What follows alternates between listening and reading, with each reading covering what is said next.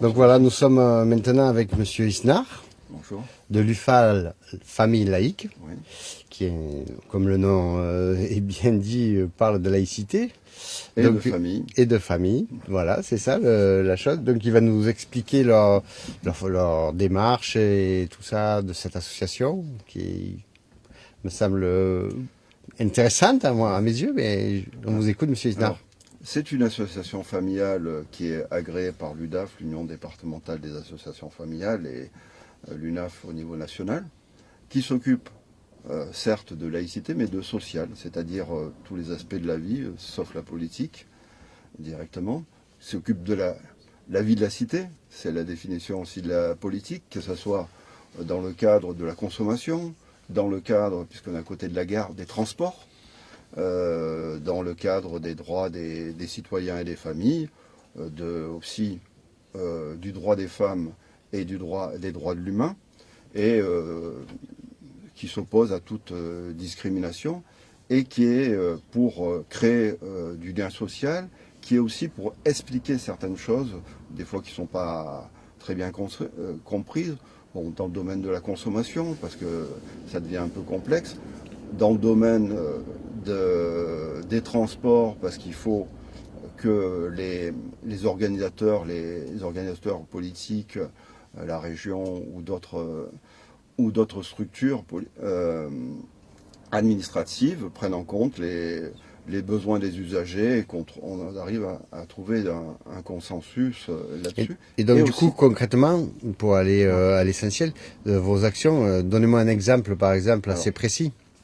Alors, par exemple, avant d'aborder sur la laïcité, sur la consommation, de faire des formations ou des informations, par exemple avec le CCAS d'Arles, vu dans les quartiers, auprès de gens âgés, mais de tout âge, pour expliquer les dangers qu'il peut y avoir dans la consommation électronique, dans les différents...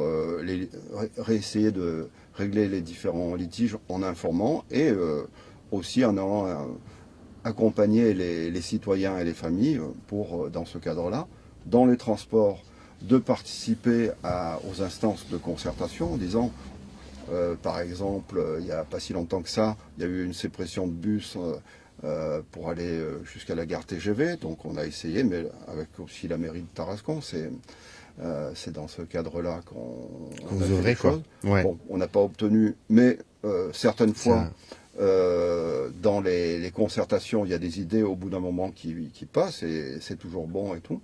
Et dans le domaine de la laïcité, on fait des informations dans les lycées, collèges, dans les associations de formation, auprès d'adultes, pour expliquer que des fois, c'est plus simple que ça, et c'est d'abord la liberté de conscience, qu'il y a des règles qui limitent dans le cadre scolaire ou quand on est employé dans une structure publique, et aussi que la laïcité, elle n'est pas que franco-française.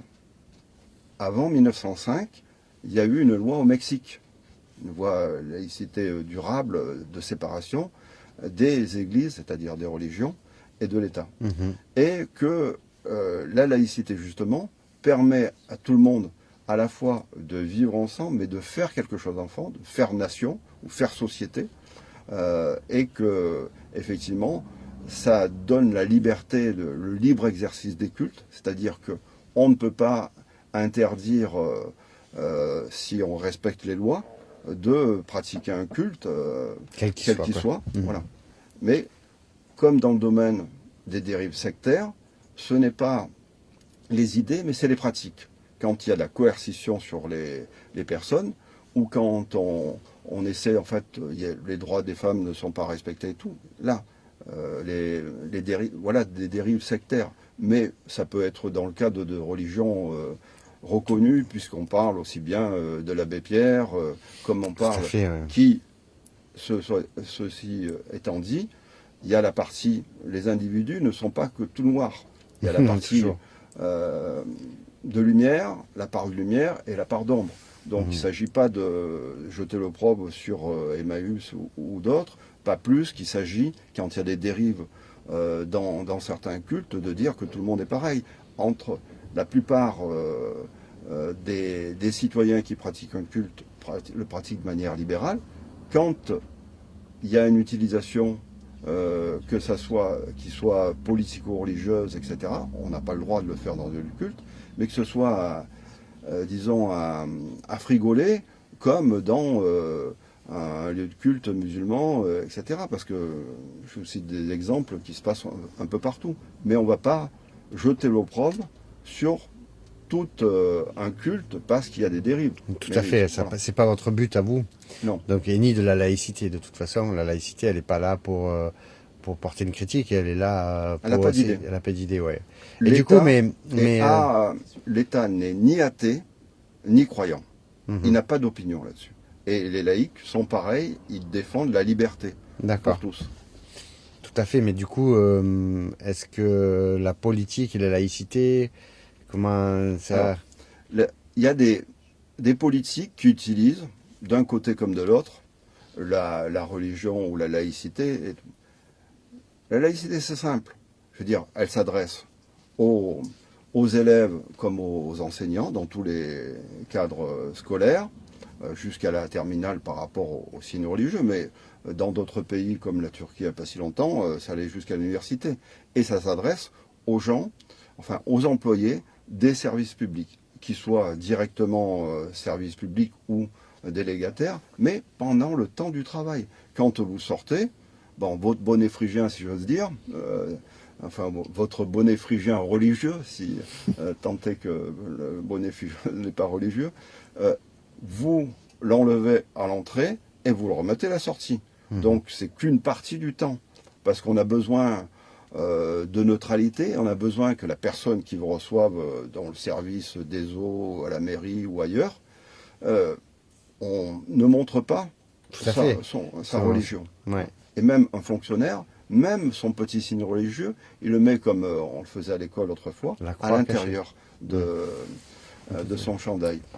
Et donc du coup, votre association, elle est plutôt dans le sens informé, pédagogie, ouais. Mais aussi des fois soutien voilà. quelqu'un qui se trouve dans un litige parce que informé, je comprends bien, mais les autres fonctions de l'association. Il peut y avoir défendre au voilà. niveau juridique. Oui. Dans la consommation, comme. Et comment ça, vous intervenez comment au moment de vous aider la personne pour. On aide et puis on a un service juridique. Voilà. Ok. Voilà. On a un service juridique national. On essaie et localement, on a un ancien stagiaire qui est un juriste et on va travailler pour montrer, en fait, pour indiquer ce qu'il y a. Et une de nos réalisations sur Arles, c'est juste à côté, à la place Lamartine. Le collège Mistral a une esplanade de la laïcité qu'on a obtenue. On a même payé une des deux plaques qui sont, et un arbre de la laïcité qui est à peu près en face, qui est un frêne, et que nous avons fait avec l'ancienne municipalité en 2012, je pense qu'on a inauguré, et qui a été voté à l'unanimité de tous les groupes politiques. Et on a choisi de promouvoir cette esplanade de la laïcité autre, en prenant une femme de chaque groupe. Il y avait Madame Marguerite Arsac, il y avait Eliane Mézy, Josette Pâques en particulier, et les d'autres personnes qui les ont succédées dans chaque des trois groupes de l'époque. Voilà. Dans le sens où ça appartient à tout le monde. La laïcité, elle est ni de droite ni de gauche, elle est républicaine. Voilà. Et chacun peut l'interpréter, mais ce qu'on dit aux élèves et à d'autres, vous entendez beaucoup de choses à la télé, aussi bien de la part de journalistes que de personnes politiques, mais c'est plus simple que ça, et il y a des personnes qui essaient de s'en servir, alors que c'est des règles assez simples qui sont pour le bonheur de tous, et l'égalité de tous. La liberté, dans la liberté de conscience, et l'égalité de tous les citoyens, quelle que soit leur philosophie ou leur croyance. Très bien, c'est parfait. C'est une bonne chose. Faut qu'il y ait de tout. Mais moi, ce qui me, c'est pas très connu en fait. Est-ce que vous avez beaucoup de demandes, d'aide? Alors, votre association, est-ce qu'elle est consultée assez souvent? On a un site internet qui s'appelle Laïcité Midi, qui existe depuis peut-être 20 ans. Mais ça, c'est pas que sur Arles, c'est tout le Midi. C'est un gros truc. Quoi. Mais principalement le Midi de la France. Bon, on a un site internet de l'UFAL, ufal.org au niveau national. On essaie de travailler sur plein de choses. Chacun dans sa région travaille et on essaie de dépasser le Rhône, par exemple. C'est-à-dire dépasser les clivages régionaux. On a travaillé sur des jardins familiaux à Tarascon, avec l'association qui a changé de nom maintenant, qui s'appelait au début Osons l'Action Citoyenne. Et on travaille avec d'autres groupes, par exemple sur Avignon en particulier. On travaille dans le Gard et dans l'Hérault aussi, sur des manifestations républicaines, parce qu'il y a au moment du 14 juillet, il y a souvent un certain nombre de manifestations là-dessus, traditionnelles, et qui permet aussi de parler de république et de laïcité, parce que ça va ensemble. On a besoin, même si en Belgique il y a des laïcs, en Belgique il y a des communautés, quoi. Financées, qui est un peu différent, mais il y a des laïcs et puis il y a même des républicains en Belgique. Et on a reçu d'ailleurs une universitaire belge, etc. On essaie de favoriser les échanges avec d'autres pays comme le Portugal, parce qu'il y a plusieurs pays qui ont, même en Europe, dans leur constitution, la laïcité. Et il y en a 2 d'entre eux, je citerai. En Amérique du Sud, l'Uruguay, enfin il y avait le Mexique et l'Uruguay. L'Uruguay a laïcisé ses jours fériés, donc il y en a certains qui sont allés plus loin que la France. Et il y a 2 pays d'Afrique qui ont mis dans leur constitution à la fois la laïcité et en disant on ne peut pas l'enlever de la constitution. Donc ce n'est pas que franco-français. L'Inde a un système de laïcité, la Turquie un peu différent du temps d'Atatürk, mais le Japon est un pays laïque. En fait, sur au moins 4 continents sur 5, vous avez la laïcité ou la séparation des religions et de l'État qui se fait. Voilà. Écoutez, merci beaucoup d'être venu sur ce plateau. C'est moi qui vous remercie. C'est un plaisir de donner la parole à toutes ces associations arlésiennes. C'est un peu aussi ce qu'on a voulu faire.